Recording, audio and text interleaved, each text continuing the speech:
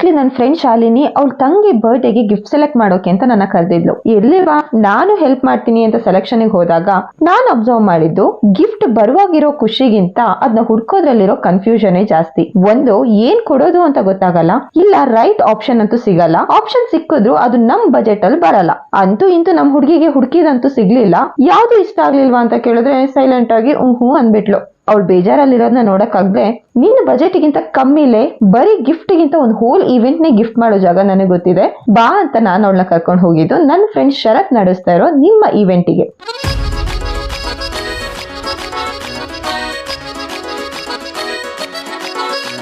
ಇಲ್ಲಿ fire entry, fog entry, birthday celebration, bride to be celebration, mom to be, customised surprise event ಜೊತೆಗೆ marriage proposal celebration, anniversary celebration functions, ಹೀಗೆ big events ಗೆ spacious and decorated rooms provide ಮಾಡೋದ್ರ ಜೊತೆಗೆ premier theatre